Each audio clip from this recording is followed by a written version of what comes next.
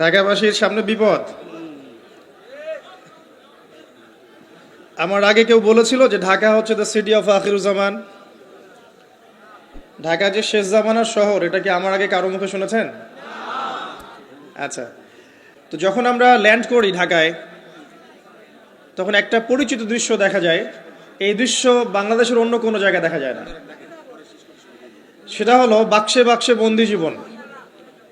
উঁচু উঁচু কিছু ইমারত দেখা যায়, ইট কাঠ পাথরের কিছু ইমারত, ছোট ছোট বাক্সের মতো, আকাশ থেকে বাক্সের মতো লাগে দেখতে। তো এই যে বাক্সে বাক্সে বন্দি জীবন, এই দৃশ্যটা ঢাকাতে আসলে দেখা যায়। দেখুন, যখন আমরা ল্যান্ড করি তখন কি দেখি হাইলি কনস্ট্রাক্টেড বিল্ডিংস। ঢাকায় আমরা দেখি হাইলি কনস্ট্রাক্টেড বিল্ডিংস। আজকে থেকে 200 বছর আগে এমন দৃশ্য কেউ দেখেছে কিনা আমার জানা নাই। তবে একটা হাদিস থেকে আমি আলোচনা শুরু করি, তাহলে বুঝতে পারবেন। নবী সাল্লাল্লাহু আলাইহি ওয়াসাল্লাম মসজিদে বসে আছেন, মসজিদের মধ্যে, নববীর মধ্যে, এবং হাদিসটা তার ইন্তেকালের অল্প কিছুদিন আগের হাদিস। এটা প্রারম্ভিক সময়ের হাদিস নয়, শেষের দিকের হাদিস। কোরআনের যেমন শানে নজুল আছে, হাদিসেরও কিন্তু শানে নজুল আছে। ঠিক আছে, কোরআনের যেমন শানে নজুল আছে, এক একটা আয়াত এক একটা প্রেক্ষাপটে এসেছে, নাজিল হয়েছে, ঠিক একইভাবে হাদিসেরও কিন্তু শানে নজুল আছে। নবী সাল্লাল্লাহু আলাইহি ওয়াসাল্লামের জীবনের শেষের দিকের হাদিস এটা।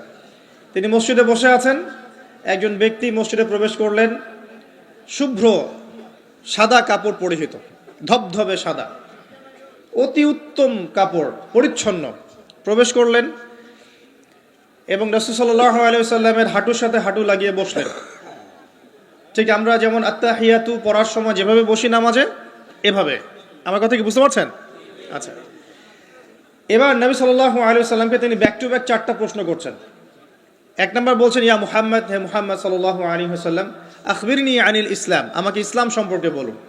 নবীজি বললেন, ইসলাম হচ্ছে কালিমা, আল্লাহ এক সাক্ষ্য দেয়া, নবী মুহাম্মদ সাল্লাল্লাহু আলাইহি ওয়াসাল্লামকে সর্বশেষ রাসূল সাক্ষ্য দেয়া, সালাত কায়েম করা, যাকাত দেয়া, রমাদান মাসে সওম রাখা এবং সামর্থ্য হলে হজ করা, এই হলো ইসলাম।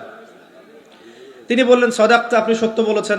ওমর রাদিয়াল্লাহু আনহু বলছেন, ফাআজিবনা লাহু ইয়াসআলুহু ওয়া ইউসাদ্দিকুহু, আমরা তার প্রশ্ন শুনে অবাক হয়ে গেলাম। সে নিজেই প্রশ্ন করছে, নিজেই আবার সত্যায়ন করছে। যে প্রশ্ন করছে সে তো জানার জন্য প্রশ্ন করছে। ছাত্র যদি ওস্তাদের কাছে প্রশ্ন করে যে ওস্তাদ এটা কি, ওস্তাদ বলে এটা এই, তখন সেই ছাত্র যদি বলে যে আপনি সত্য বলেছেন, তার মানে এই ছাত্র আগে থেকে উত্তরটা জানতো, তাই নয় কি? তার মানে এই প্রশ্ন করে আগে থেকেই জানে যে উত্তরটা কি হবে। তো দ্বিতীয় প্রশ্ন করছেন তিনি, বলছেন, আখবিরনি আনিল ঈমান, ঈমান কি, আমাকে ঈমান সম্পর্কে বলুন। নবী সাল্লাল্লাহু আলাইহি ওয়াসাল্লাম বলছেন, ঈমান হচ্ছে 6টা বিষয় বিশ্বাস করা।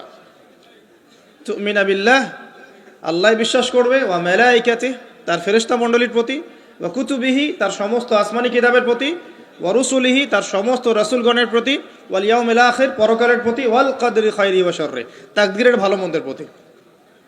এই 6টা পিলারে বিশ্বাস করলে আপনি মুমিন হলেন। প্রশ্নকারী বলছে, সাদাকতা, আপনি সত্য বলেছেন। আবারও তৃতীয় প্রশ্ন করছেন, আখবিরনি আনিল ইহসান, হে মুহাম্মদ সাল্লাল্লাহু আলাইহি ওয়াসাল্লাম, আমাকে ইহসান সম্পর্কে বলুন। ইহসান কি জিনিস? নবী সাল্লাল্লাহু আলাইহি ওয়াসাল্লাম বলছেন, ইহসান হচ্ছে আনতা আবুদাল্লাহ কাআন্নাকা তারাহ, তুমি এমনভাবে আল্লাহর ইবাদত করবে যেন তুমি আল্লাহকে দেখতে পাচ্ছ। ওয়া ইল্লাম তাকুন তারাহু ফাইন্নাহু ইয়ারাক, যদি তুমি আল্লাহকে দেখতে না পারো, জেনে রাখবে আল্লাহ ঠিকই তোমাকে দেখছেন। এই আল্লাহ কনসিয়াসনেসের নাম হচ্ছে ইহসান। কি নাম? ইহসান। ইসলামের ভিত্তি পেলাম 5টা, ইমানের কয়টা পেলাম? 6টা। আর ইহসানের ব্যাখ্যা কি পেলাম? আল্লাহ কনসিয়াসনেস, মানে আল্লাহকে হাজির নাজির জেনে ইবাদত করা। কেউ যদি আল্লাহকে হাজির নাজির জেনে ইবাদত করে, সে কিন্তু পাপ করতে পারবে না। তার নামাজে মনোযোগ কিন্তু ডানে বামে যাবে না ইনশাআল্লাহ। তো তিনি বললেন, সত্য বলেছেন আপনি। এবার চতুর্থ প্রশ্ন করছেন তিনি, যে আখবিরনি আনিস সাআ, আমাকে কিয়ামত সম্পর্কে বলুন, কিয়ামত কবে হবে? তখন নবী সাল্লাল্লাহু আলাইহি ওয়াসাল্লাম বলছেন, মাল মাসউলু আনহা বিআ'লামা মিনাস সাইল, এই বিষয়ে প্রশ্নকারীর চেয়ে উত্তরদাতার জ্ঞান বেশি নয়।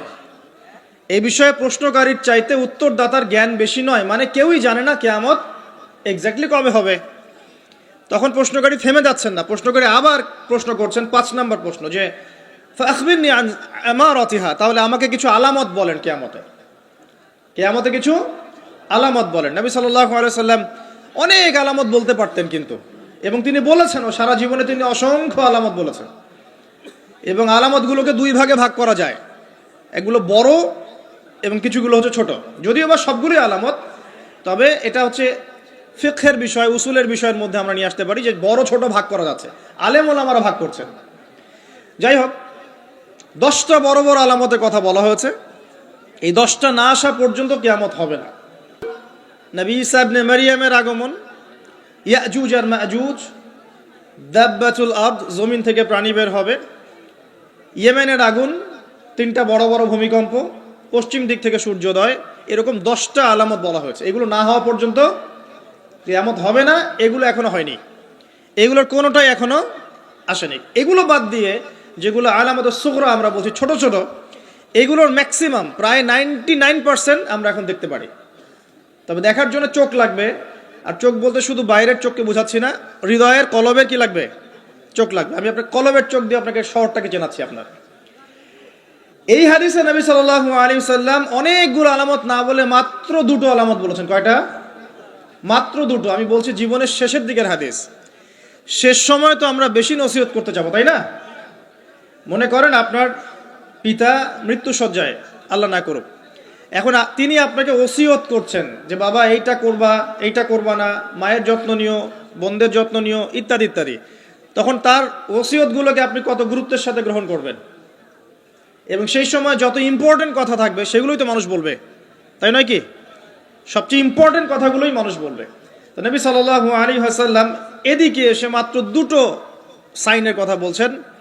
তার মধ্যে একটা হচ্ছে, ভালো করে শোনেন, তার মধ্যে একটা হচ্ছে আনতালিদাল আমাতু রাব্বাতুহা। যখন তুমি দেখবে, প্রশ্নকারীকে বলছে, যখন তুমি দেখবে যে দাসী তার মনিবকে জন্ম দিচ্ছে, দাসী তার মনিবকে জন্ম দিচ্ছে, মানে দাসী কিভাবে মনিবকে জন্ম দিতে পারে? দাসী কি মনিবকে জন্ম দিতে পারে?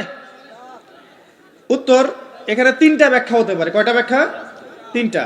এছাড়াও আরো ব্যাখ্যা হতে পারে, হয়তো আল্লাহ পাক সেটা আমাদের জেহেনে হয়তো এখনো দেন নাই, হয়তো এমন কেউ আসবে পরবর্তী জেনারেশন, তারা হয়তো আরো ব্যাখ্যা করতে পারবে।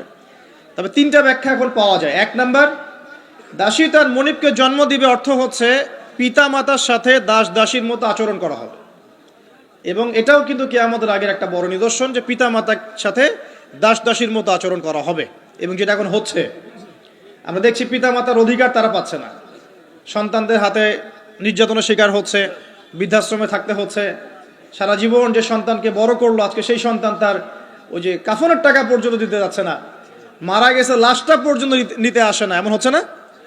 এবং বস্তুবাদী শহরগুলোতে তো এটা বেশি। আর আমাদের শহরটা বস্তুবাদী না? আমাদের শহরে মানুষ বস্তুবাদী না? মানুষ বস্তুবাদী, কেউ অন্যের দিকে তাকানোর সময় নাই। এটা বোঝার জন্য আপনাকে ফ্লাইওভার উঠতে হবে। ফ্লাইওভার উঠে দাঁড়িয়ে থাকেন, দেখেন মানুষ ছুটছে নিজের চরকায় তেল দেওয়ার জন্য, কারো দিকে তাকানোর সময় নাই। এই সকাল থেকে শুরু হয়, রাত একদম 3টা-4টা পর্যন্ত এটা চলছে, সারাদিন 24/7। উদ্দেশ্য কি? দুনিয়া। অল্প কিছু মানুষের বাইরে আছে যাদের উদ্দেশ্য আখেরাত, বেশিরভাগের উদ্দেশ্য কি? দুনিয়া। বাড়ি, গাড়ি, টাকা, জমি জমা, স্ট্যাটাস, দ্যাটস অল। মানে মানুষের এই কনসেপ্টটাকে বলা হয় মেটেরিয়ালিজম। কি বলে? মেটেরিয়ালিজম মানে বস্তুবাদিতা। কি বলে? কথা বলেন। বস্তুবাদিতা। মুমিনের চিন্তা থাকে পরকাল কেন্দ্রিক, যে কাজে পরকালের স্বার্থ আছে আমি সেই কাজ করব, যেই কাজে পরকালের স্বার্থ নয় আমি করব না। এটা মুমিনের চিন্তা। আর কাফের, মুশরিক, বেদিন, ফাসেক, মুনাফিকদের চিন্তা হচ্ছে যেখানে দুনিয়ার স্বার্থ ওখানে থাকবো, দুনিয়ার স্বার্থ নাই থাকবো না। এই যে দুনিয়ার স্বার্থে মানুষের সারাটা জীবন ক্ষয় করে দেয়া, এর নাম বস্তুবাদিতা, মেটেরিয়ালিজম বলে এটাকে। যাই হোক, আমাদের শহরের বেশিরভাগ মানুষ কি বস্তুবাদী না? এখন সবাই দেখবেন, আমি বুঝাচ্ছি, আমি যতটা পারছি সহজ করার চেষ্টা করছি। ম্যাক্সিমাম আমাদের শহরের মানুষ এখন বস্তুবাদী। সবার চিন্তা একটাই, দুনিয়া, দুনিয়া আর দুনিয়া। যেই দুনিয়া সম্পর্কে নবী সাল্লাল্লাহু আলাইহি ওয়াসাল্লাম বলেছেন, একটু শোনেন, যে মনে করেন এটা একটা মহাসাগর। নবী সাল্লাল্লাহু আলাইহি ওয়াসাল্লাম বলছেন এখানে একটা আঙ্গুল ঢুকিয়ে দাও, দিয়ে বের করো। এই আঙ্গুলে যতটুকু পানি আছে এটা দুনিয়া, আর এই পুরো মহাসাগরে যত পানি আছে এটা পরকাল। একদিন সাহাবীদেরকে নিয়ে নবী যাচ্ছেন সাল্লাল্লাহু আলাইহি ওয়াসাল্লাম, একটা মৃত গাধা বা বকরির বাচ্চা পড়ে আছে, মৃত গাধা বকরির বাচ্চা। সাহাবীদেরকে বলছেন, হে আমার সাহাবীরা, তোমরা কি এই বকরির বাচ্চাটাকে 1 দিরহামের বিনিময়ে কিনতে চাও? কিসের বিনিময়ে? 1 দিরহাম। তো দিরহাম কি জিনিস সেটা পরে বোঝাবো এখন ইনশাআল্লাহ, ওইগুলো এখন বুঝবেন না। দিরহাম কি জিনিস ওটা পরে বুঝবেন। দিরহাম থাকলে আর রিজার্ভ কমতো না। দিরহাম থাকতো যদি কোনো কান্ট্রি রিজার্ভ আর কমতো না। রিজার্ভ কমে ডলারের ভিত্তিতে, আর ডলার হচ্ছে এখন সারা ওয়ার্ল্ডের ডমিনেটিং কারেন্সি, ওটাকে হার্ড কারেন্সি বলে। মানে আপনি তেল কিনতে চান, 1 কোটি টাকা ব্রিফকেসে নিয়ে আমাদের আবুধাবিতে চলে যান, গিয়ে শেখদেরকে বলেন যে আমাকে 1 কোটি টাকার তেল দেন, 1 ফোঁটাও তেল দিবেন আপনাকে, দিবে না। যতক্ষণ আপনি ওই টাকাটাকে ডলারে কনভার্ট করবেন তারপর দিবেন, আপনাকে তখন সুন্দর মতো তেল দিবেন। এই dollar petrol, dollar petrol, petrol ছাড়া ডলারের এক্সচেঞ্জ নাই। এটা হচ্ছে পেট্রো ডলার মনিটরিং সিস্টেম। আপনার কাছে গোল্ড আছে মনে করেন, সোনা, এখন সোনাটাকে আপনি যে ভাঙাবেন, ভাঙিয়ে যে মানে কান্ট্রির অন্যান্য ডেভেলপমেন্টের কাজে লাগাবেন, তার জন্য ডলারের সিঁড়ি পার হয়ে যেতে হবে আপনাকে। অথচ এই দিনার এবং দিরহাম রাসূল সাল্লাল্লাহু আলাইহি ওয়াসাল্লামের যুগের কারেন্সি ছিল, দিনার দিরহাম, যার ইন্ট্রিনসিক ভ্যালু বা অন্তর্নিহিত মান কখনো কমে যাবে না। দেখাচ্ছি, দাঁড়ান, আমি এমনি এমনি করে কথা বলি না। আসহাবুল কাহফ কত বছর ঘুমিয়েছিলেন বলেন? 309 বছর। 309 বছর। পকেটের মধ্যে কিছু কয়েন ছিল, সোনার আর রূপার কয়েন। এই এলাকা ছেড়ে চলে গেছে, গুহার মধ্যে ঘুমিয়েছে, রাত কাটাবে, আল্লাহ পাক ঘুম পাড়িয়ে রেখেছেন 309 বছর। 309 বছর ঘুম থেকে ওঠার পর তারা বলছে, কেম লাবিস্তুম, তোমরা কতদিন ঘুমিয়েছো? একজন বলছে লাবিস না ইয়াউমান আও বা'দা ইয়াউম, একদিন ঘুমিয়েছি বা একদিনের কিছু অংশ ঘুমিয়েছে। ঠিক আছে, ঘুম থেকে উঠেছে, এখন ক্ষুধার্ত আমরা, যাও এই মুদ্রাগুলো নিয়ে বাজারে যাও, বাজারে গিয়ে দেখো ফালয়ানজুর আইয়ুহা আজকা তুআমা, খেয়াল করে দেখো কোন খাবারটা উত্তম পবিত্র, ওটা নিয়ে আসো। তো 309 বছর একটা মুদ্রা নিয়ে ঘুমানোর পরেও মুদ্রার মান কমে যায়নি। ওই টাকা দিয়ে ঠিকই রুটি কেনা গেছে। এখন আপনি আপনার কারেন্সিগুলো নিয়ে 309 বছর ঘুমানো লাগবে না, আপনি 10 বছর ঘুমান। 10 লাখ টাকা নিয়ে 10 বছর ঘুমান। 10 লাখ টাকার মান যদি 9 লাখ টাকায় না নেমে আনছে, তাহলে আমি নাম বদলাই ফেলাবো।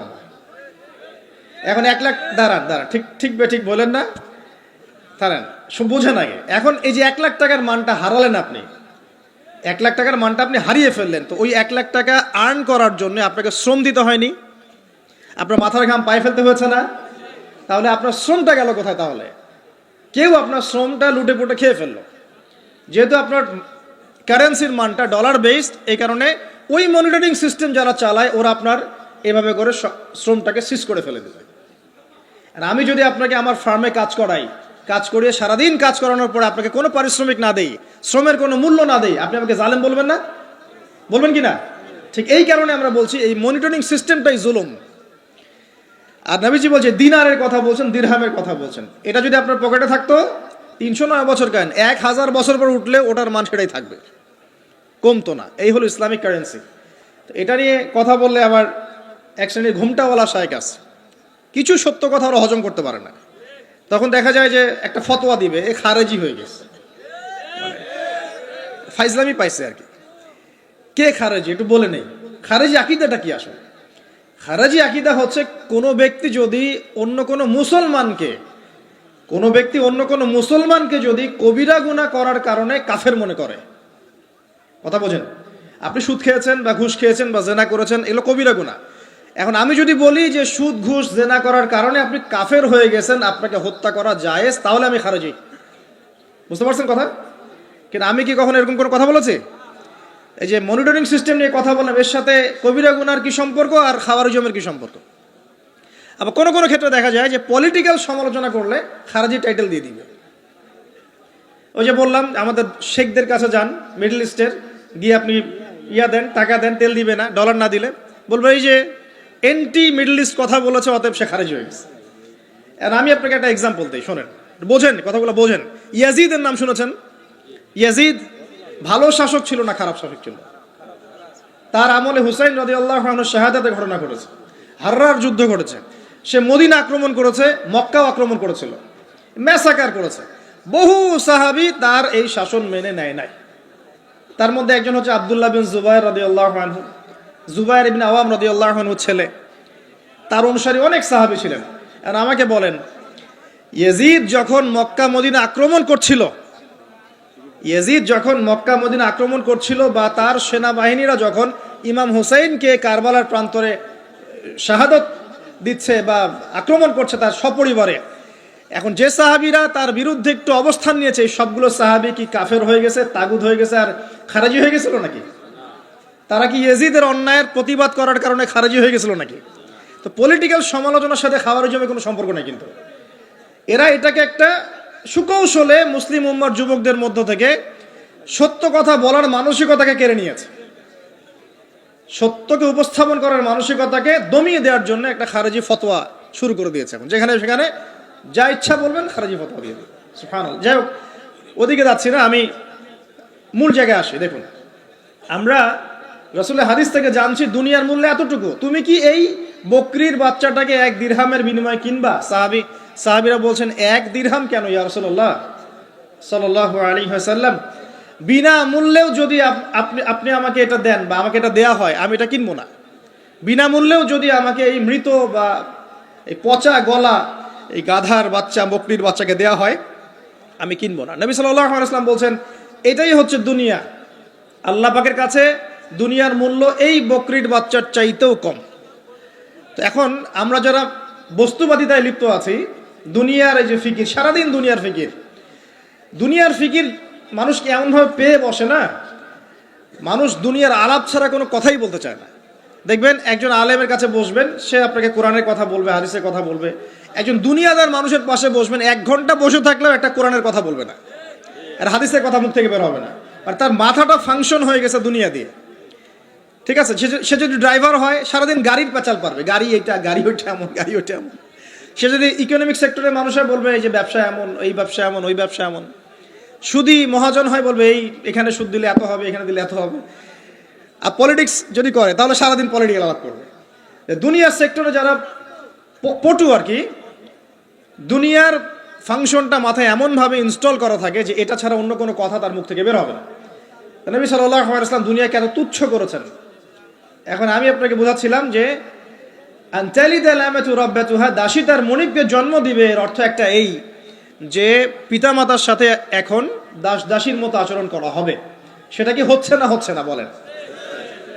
এটা যারা পিতামাতা হয়েছেন, বার্ধক্যে চলে গেছেন, তারা খুব ভালো করে জানেন যেই সন্তানের জন্য সারাটা জীবন তারা মাথার ঘাম পায়ে ফেললেন, এই সন্তান তার খোঁজ খবর পর্যন্ত নেয় না। এখন ব্রিটেন, অক্সফোর্ড, হার্ভার্ড থেকে পড়ে আসছে, ঢাকা বিশ্ববিদ্যালয় থেকে বড় বড় ডিগ্রি নিয়ে আসছে, তার বাবা এখন থাকে বৃদ্ধাশ্রমে।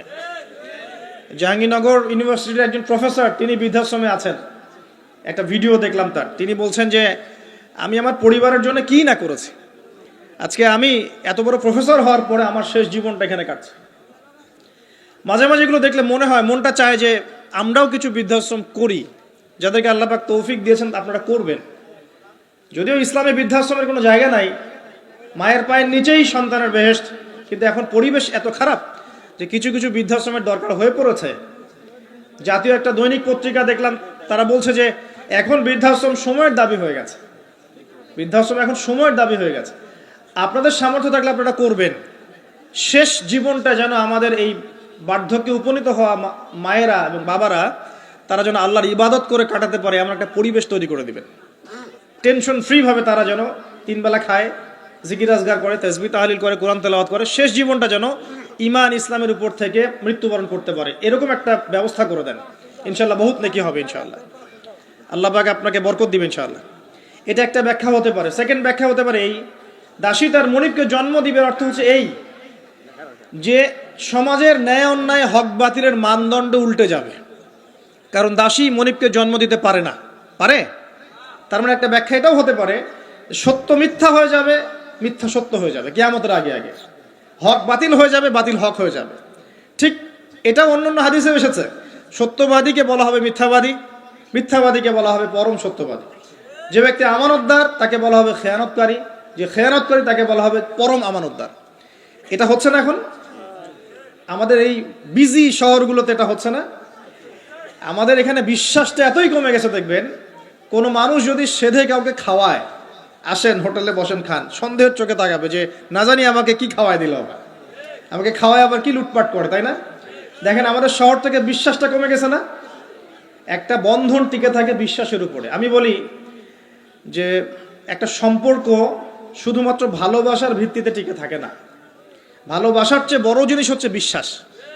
আর সেই বিশ্বাস যখন উঠে যায় তখন পরিবার ভেঙে যায়, স্বামী স্ত্রীর বন্ধন ভেঙে যায়, সামাজিক কাঠামো ভেঙে যায়। আমাদের সমাজ থেকে বিশ্বাসটা উঠে গেছে, দেখবেন কেউ কাউকে বিশ্বাস করতে পারে না। হ্যাঁ, তো এই যে বস্তুবাদিতা আমাদের বিশ্বাসটাকে নষ্ট করে ফেললো। খেয়াল করে দেখেন, এই রাত্রেবেলা গাড়ি নিয়ে যাবেন, রাস্তায় যদি কেউ দাঁড়িয়ে থাকে, ভাই আমি খুব বিপদে পড়েছি একটু লিফট দেন, ভয়েই দাঁড়াবো না এখানে গাড়ি নিয়ে, না জানি আবার কোন ট্র্যাপে ফেলায়, তাই না? বিশ্বাস প্রতারণার কি যুগ, কেউ কাউকে বিশ্বাস করতে পারছে না, কেউ কাউকে বিশ্বাস করতে পারছে না। স্বামী তার স্ত্রীকে বিশ্বাস করে না। এই শহরে বহু স্বামী আছে এই শহরের, স্ত্রীকে বিশ্বাস করে না, কারণ জানে যে আমি বাইরে গেলে ফোনে অনেকগুলো বেটার সাথে লাইন মারে, স্বামী খুব ভালো করে যায়।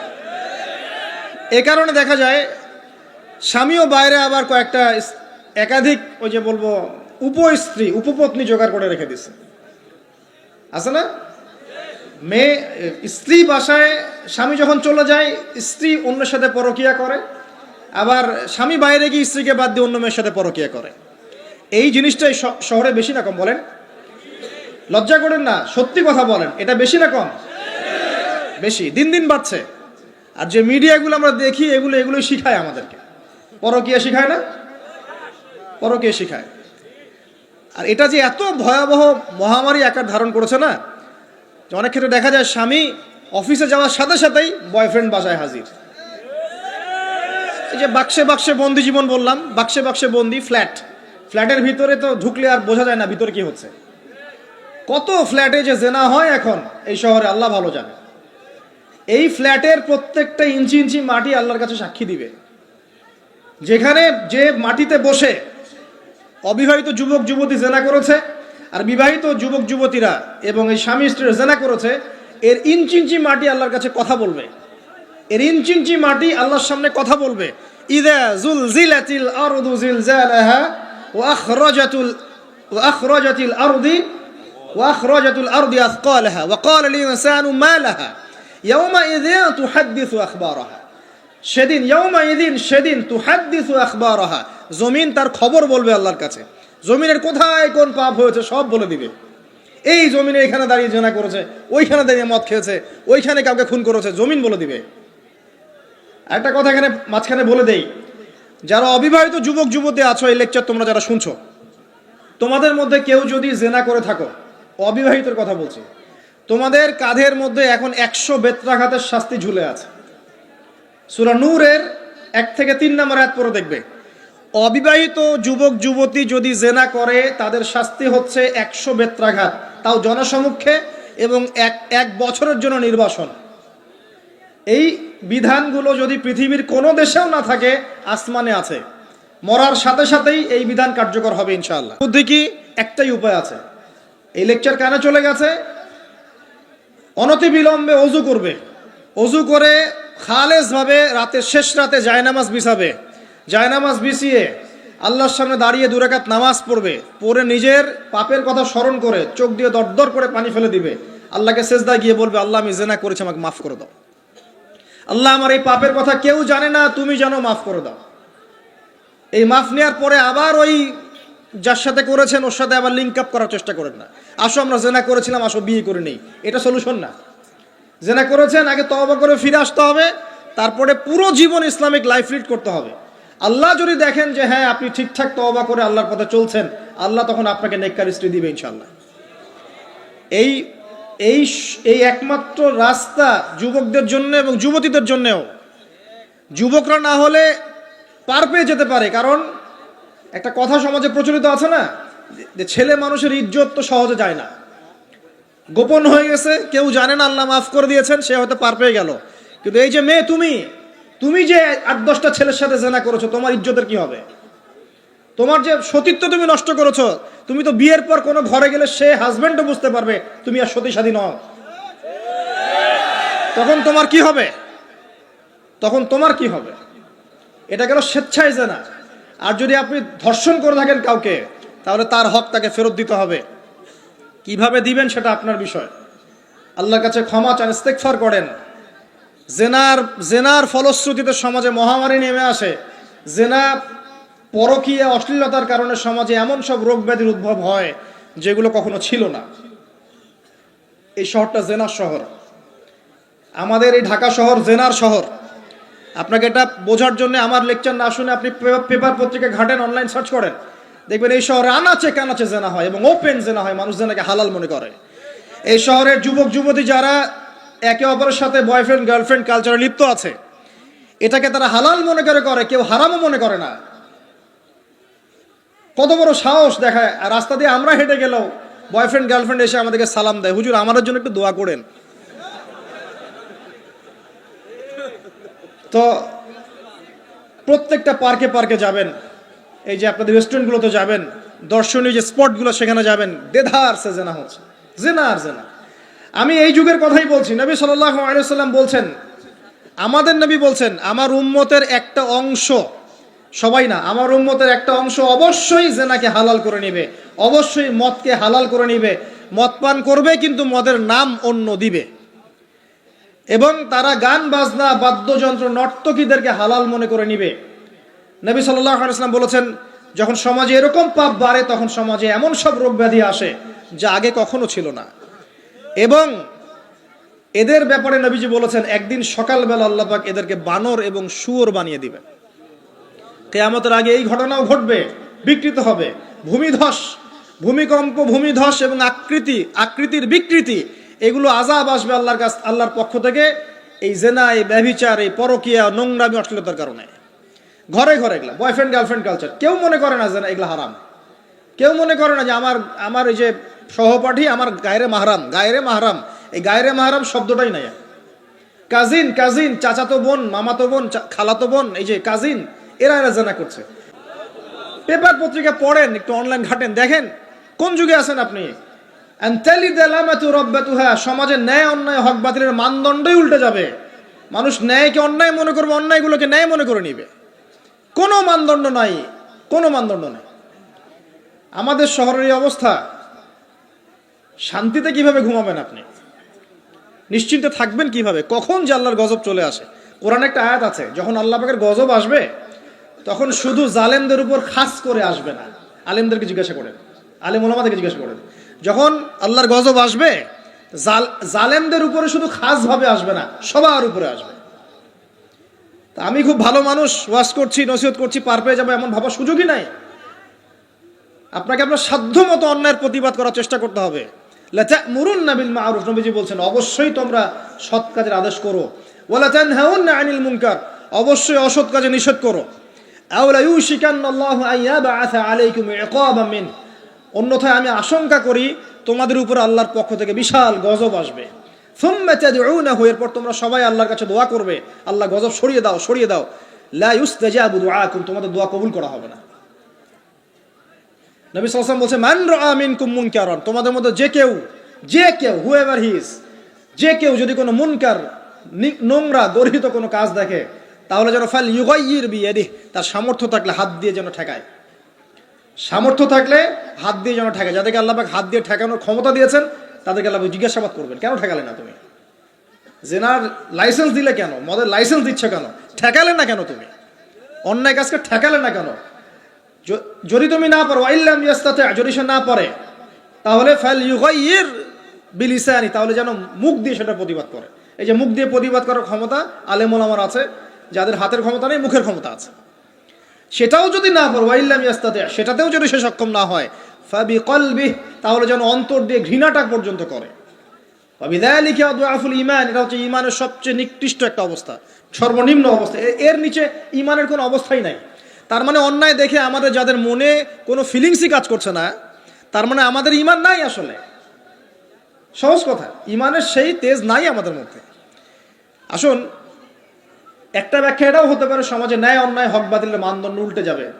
আরেকটা জায়গায় যাচ্ছি, তার আগে একটা কথা বলতে ভুলে গিয়েছিলাম। এখন বিবাহিত যারা আছে, এই যে দেবর আর ভাবি, এই যে শালি আর দুলা ভাই, মধুর সম্পর্ক না এগুলা?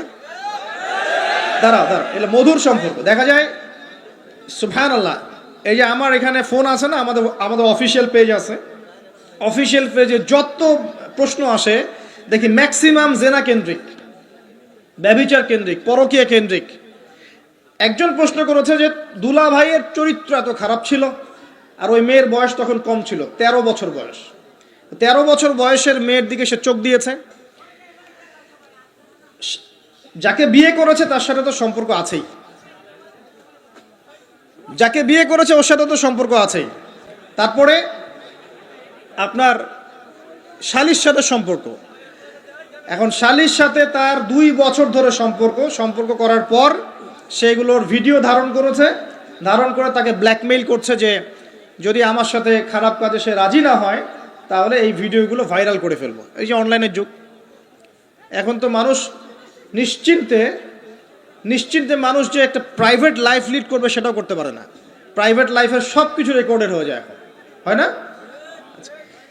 তো এটা একটা ফিতনা, মহা ফিতনা। এখন সে রেকর্ড করেছে, এইভাবে ব্ল্যাকমেইল করে এই শালীর সতীত্ব নষ্ট করলো। 1 বছর 2 বছর না, 3 বছর ধরে। এখন এই মেয়ে প্রশ্ন করছে পেজের মধ্যে যে এখন তার মানসিক অবস্থা এতই খারাপ, সে জিজ্ঞাসা করছে আমি যদি আত্মহত্যা করি তাহলে আমার পাপ হবে কিনা। এই মেয়েটা যদি আপনার বোন হতো কি করতেন আপনি? আল্লাহ না করুক এই মেয়ে যদি কারো মেয়ে হতো তাহলে কি করতেন আপনি? আপনার কাছের কেউ হলে আপনি কি করতেন? এখানে ওই শাস্তিটা না বলে সামনে যেতে পারছি না। শোনেন, যারা বিবাহিত ব্যক্তি হওয়ার পরেও পরকীয়া করেছেন, বিবাহ করার পরেও পরকীয়ার পাপে লিপ্ত ছিলেন বা এখনো আছেন, জেনে হোক না জেনে হোক করেছেন, অথবা এটা জেনে করেছেন যেটা একটা খারাপ কাজ তারপরেও করেছেন, রাসূলুল্লাহ সাল্লাল্লাহু আলাইহি ওয়াসাল্লামের হাদিস এবং আল্লাহ পাকের কালাম অনুযায়ী তাদের শাস্তি হচ্ছে কোমর পর্যন্ত মাটিতে পুঁতে ফেলে পাথর নিক্ষেপ করে রজম করে হত্যা করা। ইসলামিক যদি কোনো রাষ্ট্র থাকতো বা এটা যদি হতো, ওমর রাদিয়াল্লাহু আনহুর যুগ হতো, তাহলে এই শাস্তির বাইরে আপনি চলতে পারতেন না যদি এটা প্রমাণ হতো। এই শাস্তি যদি দুনিয়াতে কার্যকর নাও হয়, আপনি যদি তওবা না করে মারা যান তাহলে কিয়ামতের মাঠে এই শাস্তি আপনি ভোগ করবেন। খুব মজা লাগছে পরকীয়া করতে।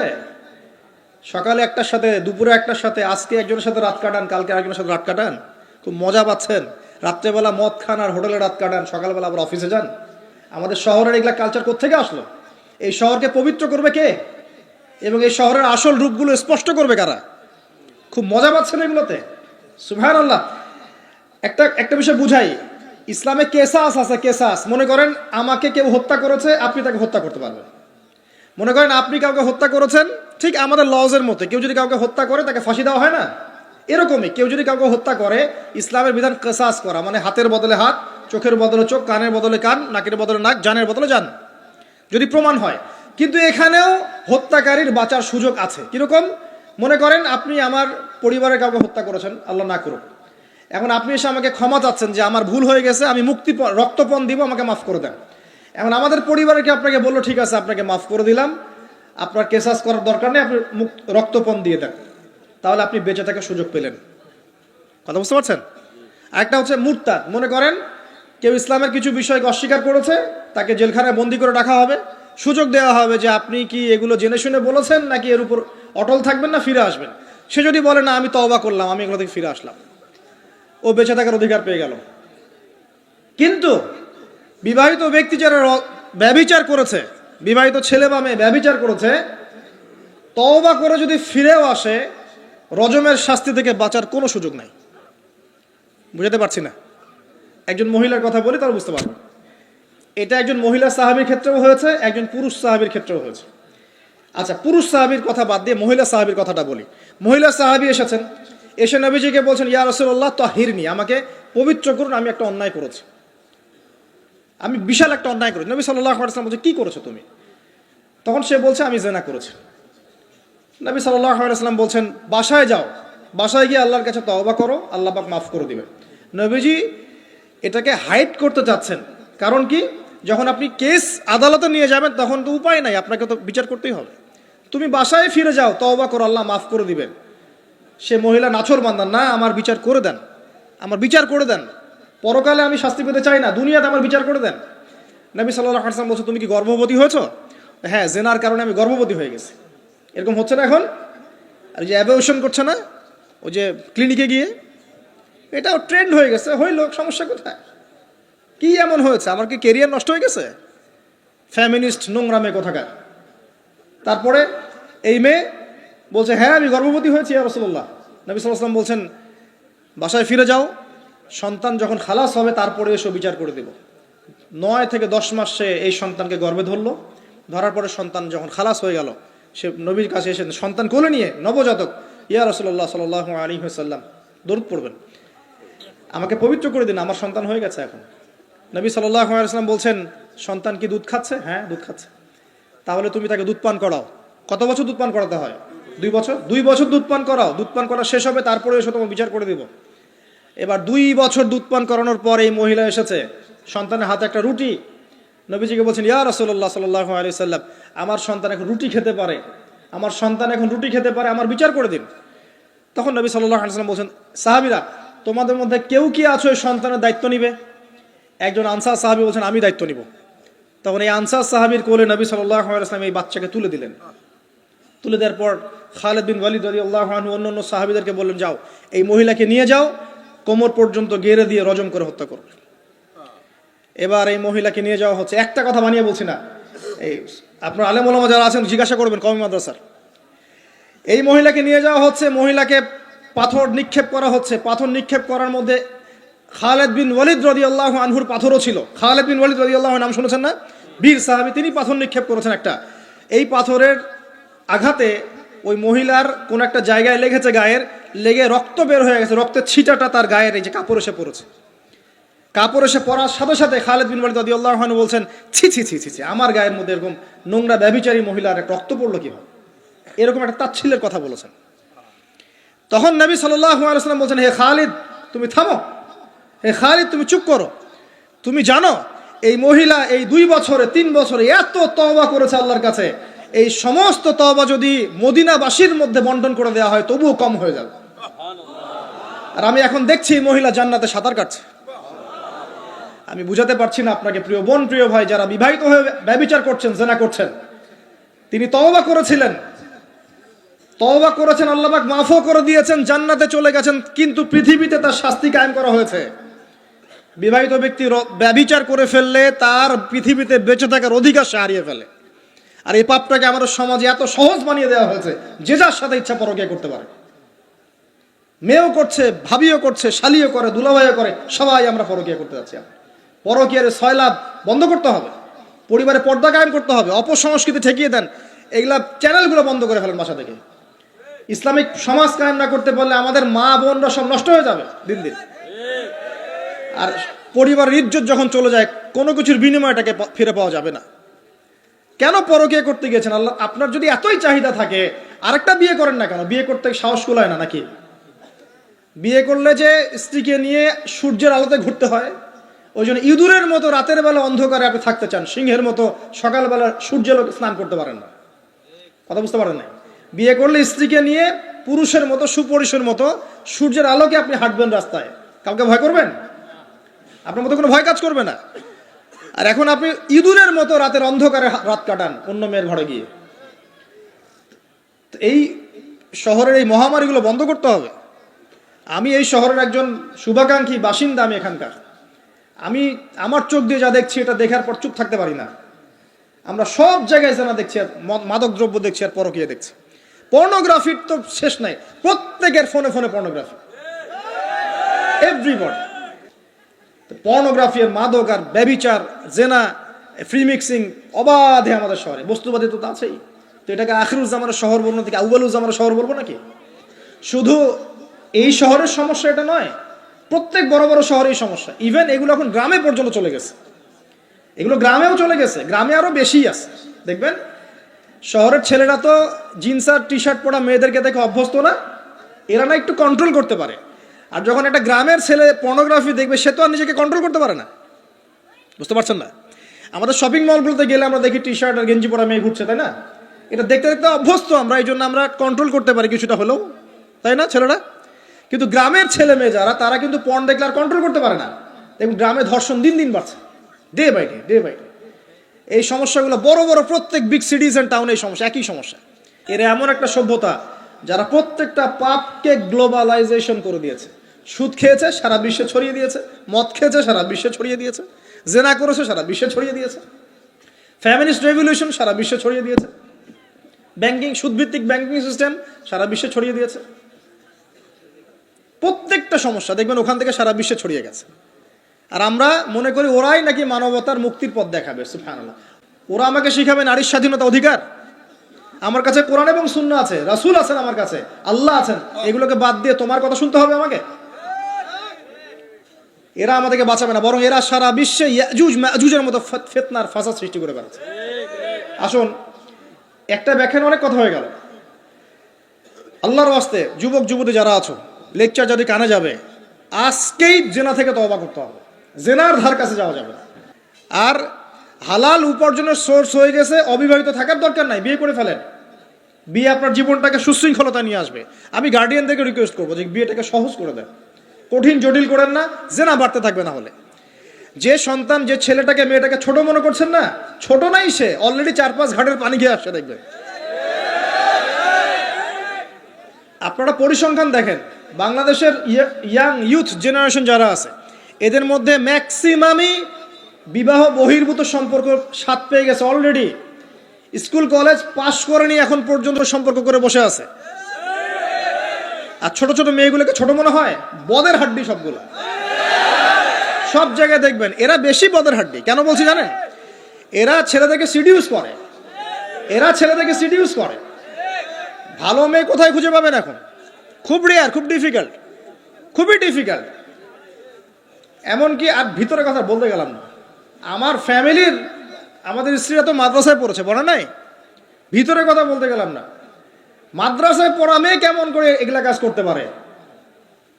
অতএব বিয়েটাকে সহজ করেন, জেনাটাকে বন্ধ করেন, পরকীয়া রাস্তা বন্ধ করেন। এগুলো শাস্তি দুনিয়াতে না পেলেও পরকালে পেতে হবে। কিন্তু রাসূলুল্লাহ সাল্লাল্লাহু আলাইহি ওয়াসাল্লাম মেরাজের রাতে গিয়ে দেখে এসেছেন যে একটা চুলা দেখেছেন, চুলা তন্দুর চুলার মতো, নিচের দিকটা ফাঁপা, উপরের দিকটা সরু, আগুন জ্বলছে দাউ দাউ করে, এক শ্রেণীর মানুষকে পোড়ানো হচ্ছে। আগুন যখন ফ্লো বাড়ছে, মানুষ উপরে আসছে, ফ্লো কমছে, নিচে নামছে, এভাবে আর কি। রাসূলুল্লাহ সাল্লাল্লাহু আলাইহি ওয়াসাল্লাম জিজ্ঞাসা করলেন, ইয়া জিবরিল, এরা কারা? জিবরাইল আলাইহিস সালাম বলছে, এরা আপনার উম্মতের সেই সব ব্যক্তি যারা জেনার পাপে লিপ্ত ছিল, এবং তাদের এই আযাব থেকে এত দুর্গন্ধ বের হচ্ছে কল্পনা করতে পারবেন না। আর এক শ্রেণীর লোককে দেখেছেন, সামনে এই যে ভালো গোশত, পাশে খারাপ পচা গোশত, বসে বসে পচা গোশত খাচ্ছে, ভালো গোশত খাচ্ছে না। শাস্তি হচ্ছে কবরে, বারজাখের জগতে।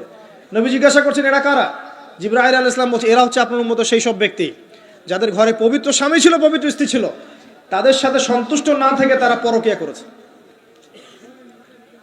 আল্লাহ পাক আমাদের শহরটাকে হেফাজত করুন। আমি এখানে একটাই সলিউশন, ইসলামিক অনুশাসন, আদারওয়াইজ অন্য কোনো সলিউশন নাই। কতক্ষণ ভালো থাকবেন আপনি? চতুর্দিক থেকে আপনাকে জেনায় উদ্যুক্ত করা হচ্ছে। আপনি অনলাইনে ঢোকেন, এই যে ফোনটা নেন, ফেসবুকে ঢোকেন, ইউটিউবে ঢোকেন, খালি জেনা আর জেনা। মানে জেনাটাকে এমনভাবে দেখানো হয় যে কি যে মজার একটা বিষয়, কি যে মজা একটা। অথচ জানেন, জেনার মধ্যে যার্রা পরিমাণ কোনো সুখ নাই। আপনি হালালভাবে বিয়ে করেন, আপনি যে সুখটা পাবেন, আপনি শত শত জেনা করলে সে সুখ পাবেন না। আসেন, অনেক লম্বা না করে আমি ফিনিশিংয়ের দিকে টানছি এখন এদিক থেকে। দ্বিতীয় ব্যাখ্যা এটা হতে পারে যে সমাজে ন্যায় অন্যায়, হক বাতিলের মানদণ্ডই কি হবে? উল্টে যাবে। উল্টে গেছে কিনা? মানুষ এখন মিথ্যাবাদীকে সত্যবাদী মনে করে কিনা? এবং ওয়ার্ল্ডে যত বড় বড় মিথ্যা নিউজগুলো হয়, সবাই এগুলোকে সত্য মনে করে না? আর সত্য নিউজগুলোকে মানুষ মিথ্যা মনে করে। আমানতদার একটা ব্যক্তি বলে যে চরম খেয়ানতকারী ব্যক্তি বলে আমানতদার। যার চরিত্র দেখবেন সবচেয়ে খারাপ, ওকে বলছে একেবারে কি চরিত্র, মহান চরিত্র অধিকারী একটা। আর সবচেয়ে উন্নত চরিত্র অধিকারী নবী সাল্লাল্লাহু আলাইহি ওয়াসাল্লামকে মানুষ গালি দেয়, তাই না? তো দেখেন, মানদণ্ড উল্টে গেছে। আর একটা ব্যাখ্যা বলছি এই হাদিসের শব্দটার, আনতালিদ আলামাতু রাব্বাতুহা। হ্যাঁ, সত্যি সত্যি দাসী মনিবকে জন্ম দিতে পারে, এটা বোঝার জন্য এই যুগটাই সবচেয়ে উৎকৃষ্ট। কিভাবে জন্ম দিতে পারে দেখুন, একটু মনোযোগ দেন। ফ্যামিনিস্ট রেভলিউশনের কারণে বহু মেয়ে বাইরের সভ্যতা, যারা এইসব কান্ট্রিতে না, বাইরের কান্ট্রিগুলোতে বাচ্চা কাচ্চা নেওয়ার সময় পায় না। ফ্যামিনিস্ট রেভলিউশনের কারণে বহু মেয়ে বাচ্চা কাচ্চা নেওয়ার সময় পায় না। বাচ্চা নিবে কিভাবে? এখন সন্তান তো দরকার। তখন কি করে? মধ্যবিত্ত, নিম্ন মধ্যবিত্ত কান্ট্রিগুলো থেকে কিছু মেয়েকে হায়ার করা হয়। তাদের যে গর্ভটা, এটাকে হায়ার করা হয় যে তোমার গর্ভে আমার স্পার্ম ইনজেক্ট করা হবে এবং 9 মাস সেখানে সন্তানটা হবে, তারপর সন্তান জন্ম দিয়ে তুমি তোমার অনারিয়াম নিয়ে চলে যাবে। মনে করেন একটা কাপল, ওদের তো মেয়েদের বাচ্চা কাচ্চা নেওয়ার সময় নাই, তো প্রোগ্রেস এগিয়ে যাওয়া, ইজ্জতও থাকে না, 10-15 বছরের মধ্যেই সারা জীবন এভাবেই তারা চলে, 10টা 20টা জেনা হয়, এগুলো কোনো বিষয় না। ডিভোর্স তো সকালে বিয়ে হলে বিকেলে ডিভোর্স হয়, বাচ্চা কাচ্চা নেওয়ার ফুরসত নাই। একটা শ্রীলঙ্কার কোনো মেয়ের গর্ভ ভাড়া করেছে, এখন গর্ভের সন্তান হলো, সন্তান জন্ম দেওয়ার পরে এই সন্তানটা নিয়ে তাকে তার অনারিয়াম দেওয়া হচ্ছে $10,000-20,000 ডলার নিয়ে সে বাচ্চাটা দিয়ে দিল। এই যে বাচ্চাটা যে হলো, এই বাচ্চাটা হচ্ছে মনিবের, আর এই মেয়েটা হচ্ছে এখানে দাসী। এই যে দাসী তার মনিবকে জন্ম দিল কি দিল না? বুঝতে পারছেন না কথা মনে হয়? এই ব্যাখ্যাটা আজকে থেকে 30-40 বছর আগেও করা যেত না, এখন 30-40 বছরের মধ্যেই ব্যাখ্যাটা করা যায়। ইসলাম এভাবেই চিরপ্রাচীন, চির নতুন, চির আধুনিক। কথা বুঝতে পারছেন? অতএব এটা একটা আলামত নবীজি বলেছেন যে দাসী তার মনিবকে জন্ম দিবে, আরেকটা আলামত বলেছেন, এটা ব্যাখ্যা করে আমি শেষ করছি। দেখুন কোন হাদিসের কথা বলছি। ওই যে ব্যক্তি আসলো সাদা কাপড় পরে, 4টা প্রশ্ন করলো, তার মধ্যে শেষ প্রশ্ন হচ্ছে কিয়ামত কবে হবে। নবীজি বলছেন আমি তো জানি না, কারণ এক্স্যাক্টলি কোন ডেটা হবে আমরা কেউ জানি না। প্রশ্নকারী উত্তরদাতার জ্ঞান সমান। আলামত বলে দেন, প্রথম আলামত বললেন এটা। সেকেন্ড আলামত কি বলছেন, খুব ভালো করে শুনুন। দ্বিতীয় আলামত বলছেন ওয়ান তারাল, যখন তুমি দেখবে, ওয়ান তারাল হুফাতাল উরাতাল আলাতা রিয়াশাই ইয়াতাতাওয়ালুনা ফিল বুনিয়ান, এরকম 5টা শব্দ। যখন তুমি দেখবে সমাজের সবচেয়ে নিম্ন শ্রেণীর, বিনা কাপড়ের, বিনা জুতার, মানে কাপড় কেনার টাকা নাই, জুতা পরার টাকা নাই, নগ্ন পদের, নগ্ন দেখের, রিয়াশাই মানে হচ্ছে এই রাখাল শ্রেণীর মানুষ, এই শ্রেণীর মানুষরা যখন ইয়াতাতাওয়ালুনা ফিল বুনিয়ান, উঁচু উঁচু অট্টালিকা নির্মাণের প্রতিযোগিতা করবে, তখন তুমি কিয়ামতের অপেক্ষা করতে থাকো।